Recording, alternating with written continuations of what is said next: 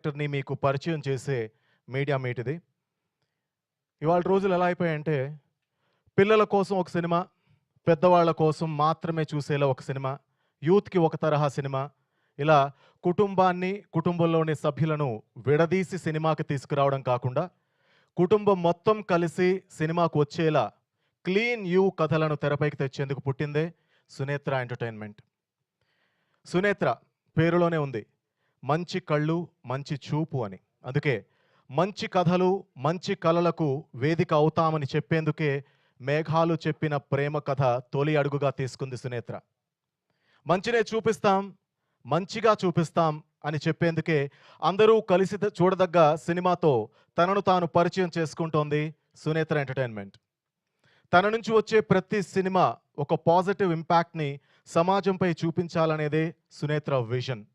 అలా పాజిటివ్ కథలు చెప్పే కొత్త సూర్యులకు, అంటే మా విపిన్ సూర్య లాంటి కొత్త సూర్యులకు జన్మనివ్వడమే సునేత్ర మిషన్. ఇది సంగీతం, ప్రేమల కలయిక ఇవాల్టి ఈ కథ.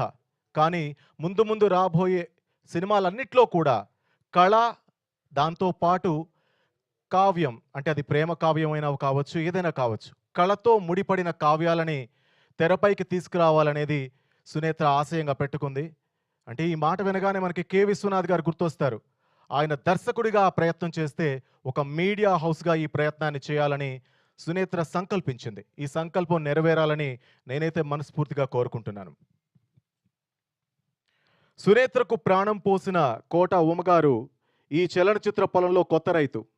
ఈ సినీ వ్యవసాయం ఆమెకు కొత్త కావచ్చు, కానీ మీడియా తోటలో ఆవిడ అనుభవజ్ఞురాలే. సైకాలజీలో డాక్టరేట్ చేసిన ఉమగారికి కథలు చెప్పడం అంటే ఆసక్తి. తన భావాలను కలంతో చెక్కడం అంటే మహా ఇష్టం. కాలేజీ రోజుల్లోనే ఉమగారు రాసిన కథలు, కవితలు ఆంధ్రజ్యోతి, ఆంధ్రభూమిల్లో చాలాసార్లు ప్రచురితమయ్యాయి. అంతేకాదు, ఆవిడ మీడియా ఆసక్తి డాక్యుమెంటరీల రూపంలో వెలుగు చూసింది. ప్రేక్షకులు ప్రతిస్పందించే కథలను పట్టుకోవడంలో ఉమగారికి మంచి పట్టే ఉంది. ఆ విశ్వాసం ఈ సినిమా చూశాక మీకు ఖచ్చితంగా కలుగుతుంది. అదే ఆత్మవిశ్వాసం ఈరోజు సునేత్ర రూపంలో మన ముందుకొచ్చింది. ఈ కథను అంత ఈజీగా యాక్సెప్ట్ చేయలేదు సునేత్ర.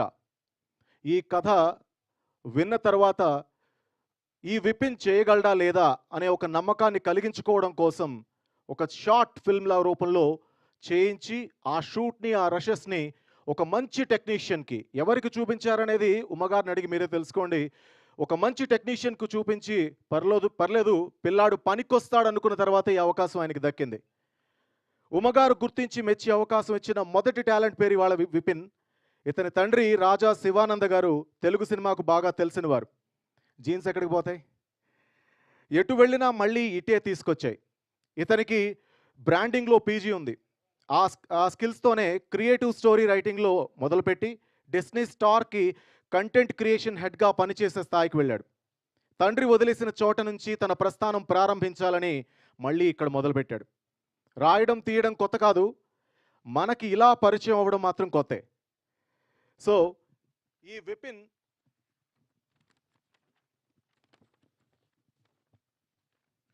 కవనత్రయం అని ఒక 3 పుస్తకాలను రాశాడు ఇంతకుముందు. అందులోంచి కొన్ని పాటల్ని తీసుకొని కళ్యాణి మాలిక్ గారి సంగీత ఆధ్వర్యంలో బృందావని అనే ఒక ఆల్బమ్ని కూడా రిలీజ్ చేశారు.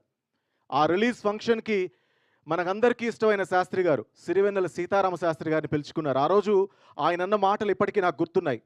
ఆ రోజు కూడా ఇలా వేదిక మీద మొదలుపెట్టింది నేనే, అందుకే గుర్తున్నాయి. ఆ రోజు ఆయన ఏమన్నారంటే, అడవిలో ఉదయించిన ఈ రవి కవిలా నగరంలో వెలుగుతున్నాడు అన్నారు. విపిన్ సూర్య అంటే అర్థం అరణ్య భాస్కరుడని.